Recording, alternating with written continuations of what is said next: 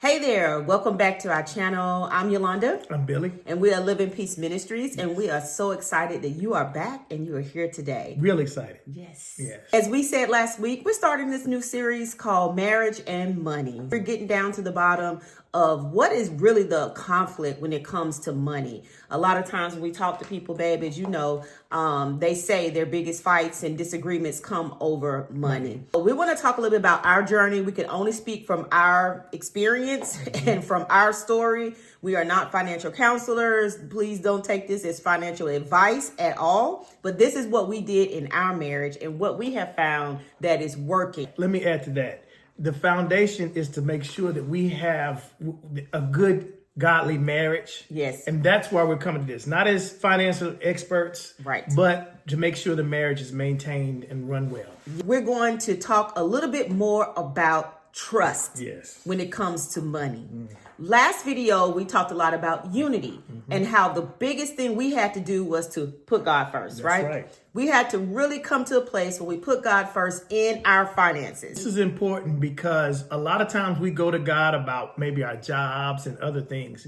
But the two main things we don't go to God about is each other. Yep. Because we think we know who we like, and our finances, because we think we know what we want and how we need to save.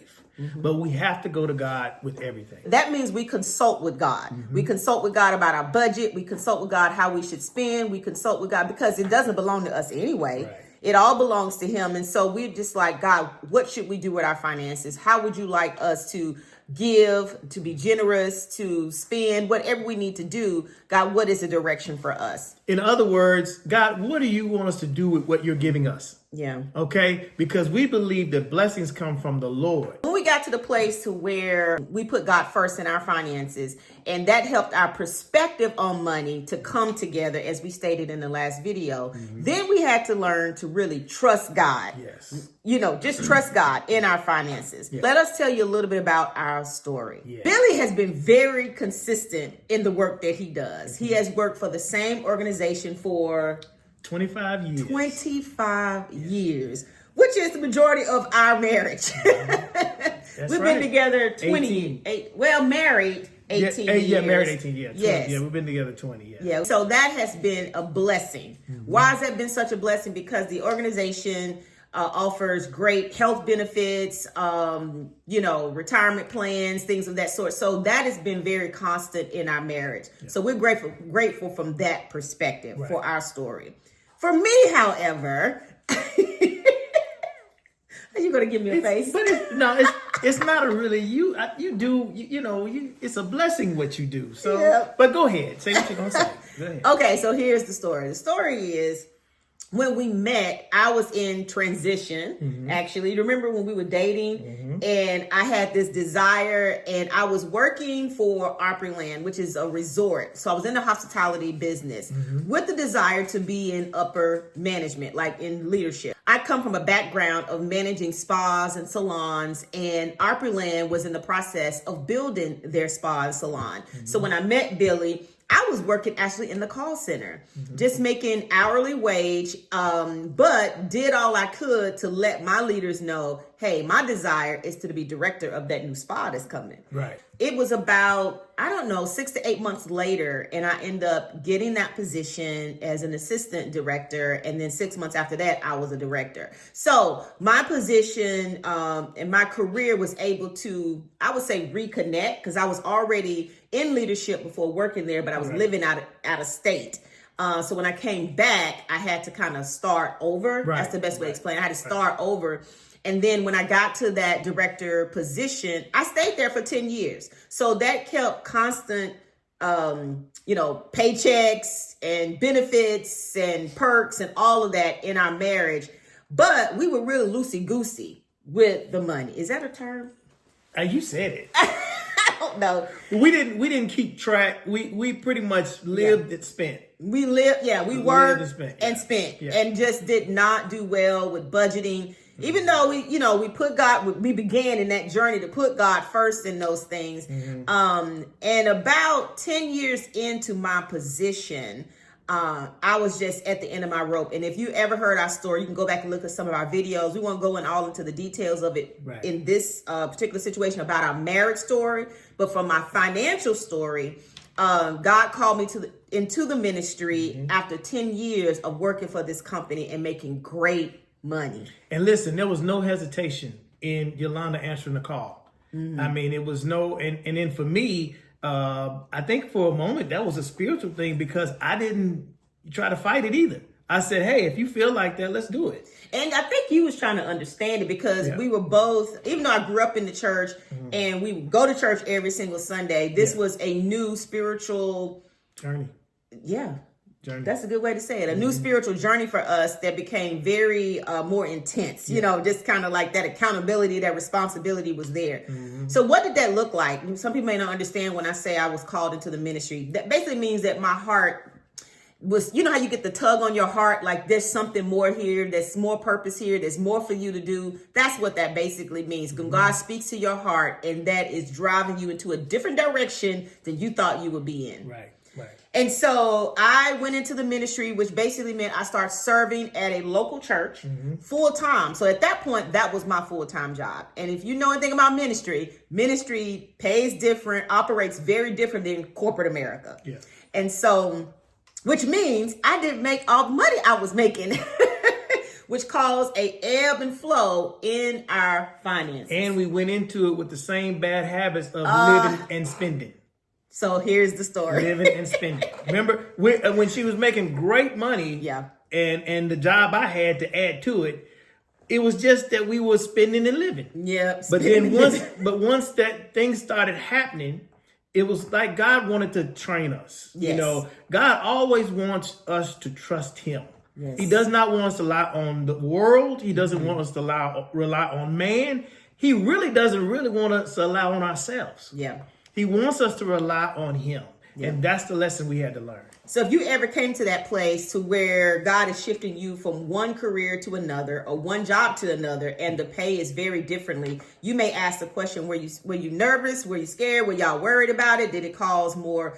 I think we were more excited about the journey at the time than anything else. Yeah. So money did not stress us out because we were so interested in like, where is God taking us? Isn't that how we felt? And let me explain that. Did you hear the feeling she just said? There was a feeling that we were excited. Yeah. The excitement came because of how we knew God then.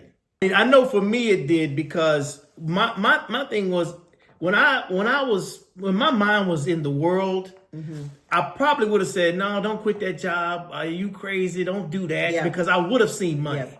But for some reason, even though I'm more into his word and my relationship is stronger today, for some reason back then, I felt it. Part of me leaving this company, I had a, what I say, come to Jesus experience, spiritual awakening experience. It took my spiritual life on another level. You did. That happened before I left. Yeah. So I stayed at that job at Opryland in that company. I stayed there for another, 2012. I didn't leave in 2014. So 2 years. 12, yeah. 12, so my spiritual awakening happened in 2012, and I did not leave that company for 2 years. Yeah. One, because I was in school. Right. I was getting my master's in Christian studies to kind of really, grab hold of what God was speaking and saying to me. So, and another part of that in our story, God was giving Yolanda something to do because I hadn't transitioned. That's right. I hadn't transformed yet. That's right. Okay. That's right. So he had to take Yolanda's mind off of some of the stuff I was still doing. Yes. Okay. Yes.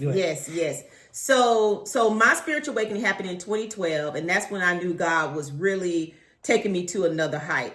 In 2012, though, he didn't say go. Right. Yet. Okay. Right. So in 2012, he didn't say like leave the company. But he called you. But I knew there was a bigger calling on my life at that time. So I went to school. And then 18 months later, that's when Billy had his transformation. Yeah. God prepares you for what he's going to do. And that's why it's important to have a great relationship with him. That's right. Because it's hard. You can't make these decisions. You can't even think right about these decisions unless you know him. So was I nervous? Not from a physical nervous type, situation. I was more heightened in my spiritual sense, and we were excited about the journey. Yeah. And we just got to the place that we said, God is going to provide. Yeah. God is going to provide. And he did. We made ends meet. But like Billy said, some of the habits were still there. We didn't have a written down budget like we should, like we do now. We did make some moves during that time that allowed us to take care of a lot of our debt. Yeah. But that doesn't mean we stayed debt free. We would just add more to it or do something else, and it would just life would happen, and things would start accumulating. I worked in ministry full time from 2014 till the very end of 2017. So come 2018 and 2019, those were our most challenging years as a married couple. And so that's when it didn't go just ebb and flow. It went, why did it go down? Well, because God's calling on my life started to extend in a very particular area. Remember, I was telling you that I served at a church full time. So I left that church and went from a salary to no salary. And basically we were doing our ministry full time, our marriage ministry. So the only income that we could speak of that I was a part of was when we would speak, or our books, or our t-shirts. This is one of our t-shirts, by the way. Or anything like that. Yeah. So that's the income we had, which did not equate to what we were making in ministry. Right. So that's when our credit took a hit. We had to figure things out somehow. So 2018, 2019 were very, very tough for us. And then, of course, the pandemic hit in 2020. And these are the times when your relationship really gets tested. Yes. These are the times when the petty arguments, disagreements, I don't want to do this, I don't want to do that. Yeah. And it really takes a toll on your marriage. So it's hard to even think about how to get your financial or home life straight when you got differences. That's right. And so that's when we started to feel the tension. Yeah. That's when the physical, natural frustrations, disagreements, because I was still trying to pay the bills, but frustrated because things were not coming together as we thought God was going to line it up, So what happens in those moments when God calls you into something and it doesn't flourish right away? I was just getting ready to say that. See, Yolanda, both of us have already been through transformations. Both of us were already excited that God saved our lives and had given us a chance to do some things, right? But then what happens when things come in and you're like, well, I thought this was going to be better.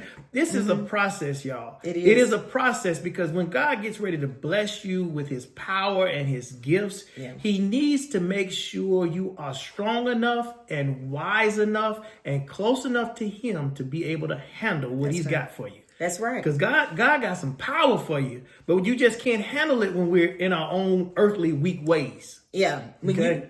So pretty much when he calls you into something and you feel like it doesn't be what you thought it would be right away, that doesn't mean he didn't call you to it. Yes. It doesn't mean he didn't call you to it. There's layers, as Billy says, to this.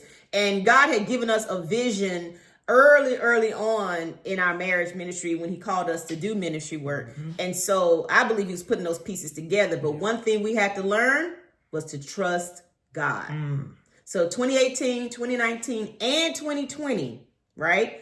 I still did not have what I call full-time work, right? Full-time work. So I personally went through a journey of really trusting God as a provider. Yeah. Really thinking about how when God called Abraham to sacrifice his son, and he took his son up on that mountain, and his son was like, well, Dad, where's the sacrifice? And Abraham said, God will provide. And so I really had to trust him down to the wire and just know that no matter what, God's going to get us out of this. I like that scripture you just said, because Abraham said that God will provide. The same time he said, get up on that altar, son. Oh, yeah. You know, he kept going with the process. He kept going with the process because he trusted God. And when it came down to it, God said, I got you. And that's how we have to be. Yeah. It's one thing to say, I trust him. And there's another thing when you're at the fire, when you're right there about to walk through some fire, that you show actions that you do trust him. Yeah. And what we have to make sure is that what we say matches what we are willing to do. Yeah. Okay. And man, let me tell y'all, these times I was like, okay, spiritually we was at a different place, but when it came to money, I felt like we took a step back from really keeping God as the forefront. Like I had so many moments and so many days. I was like, babe, what are we going to do? I don't want to lose our house. I don't want to lose our cars and all of that. And none of that happened. We were able to stay in our same home. We were able to keep our cars. God continued to provide when it was needed, right? When it was needed. So much so, he opened the door to real estate. One day I was praying, and this all ties into the bigger vision for sure, that he had already given us. And one day I was praying and he dropped in my spirit real estate. And I said, well, let me talk to my husband about that. And then so when I went down, because that's how me and God had this different relationship. He tell me something, I'd be like, babe, let me tell you what the Lord is saying. But I said to myself, I said, if Billy has peace about it, then I'm going to go forward. I'm going to go forward and I'm going to do it. And so when I mentioned it to him, he literally looked at me. I don't know if you remember that. You was in the kitchen. Mm-hmm. You literally looked at me and you said, let's do it. Mm-hmm. He didn't say, go on and do that. You can do that. He said, no, that's it. Let's do it. Yeah. That's what he said. Yeah. So that story ended up taking me into a new field that I was not familiar with at all. So let me explain my part on that is that this, you got to understand, we're talking about trusting God. When we talk about trust, we talk about trusting God. When you trust God first, it's easy to trust each other. My prayers have always been that God was going to do something for Yolanda. God had something for her.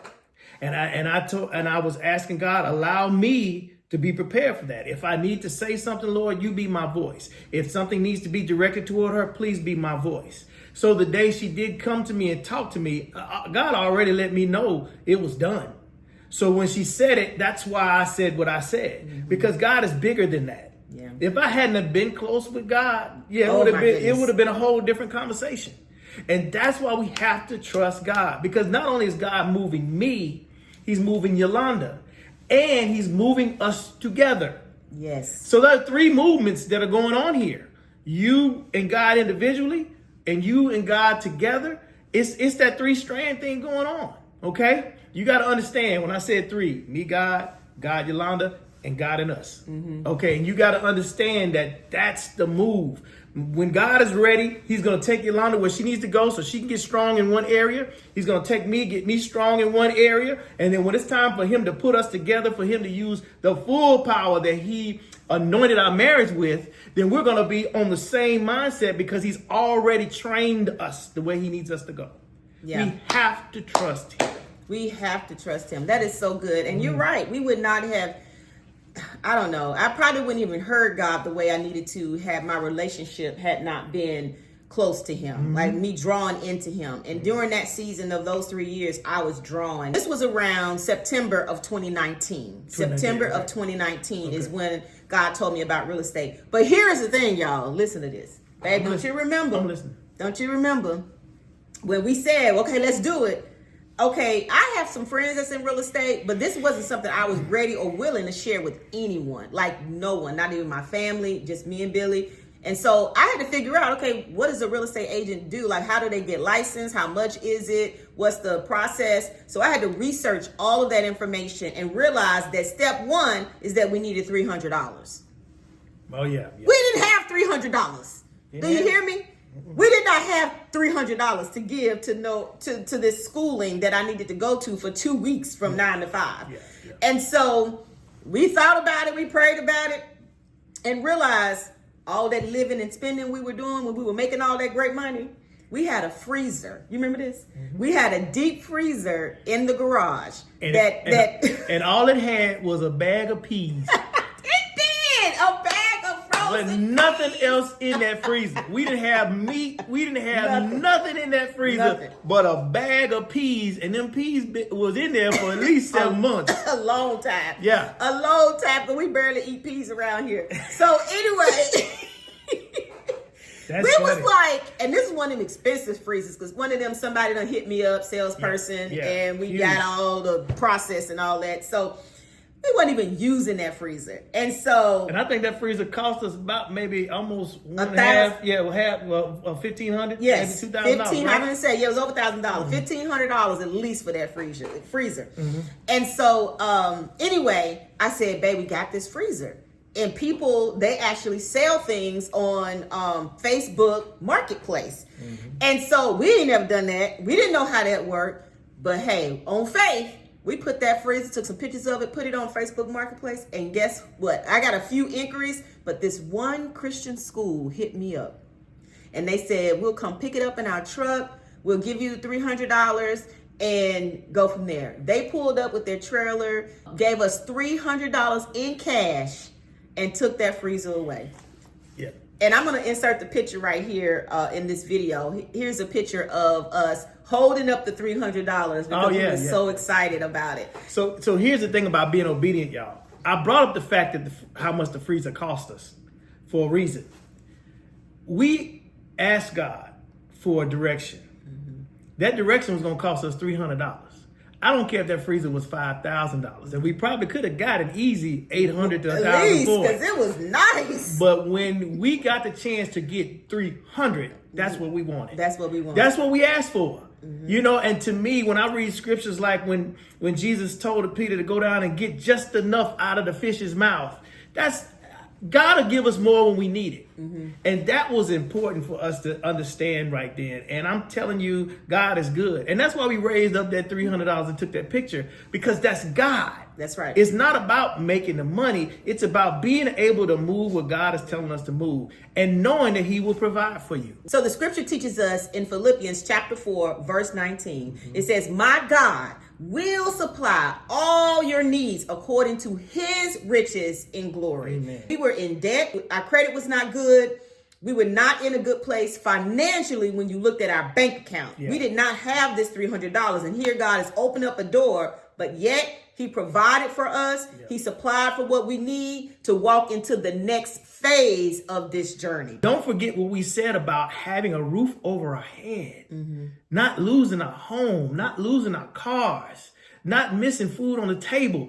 That is God, y'all. That is God. I mean, that ain't luck. That ain't we out there hustling. That is God.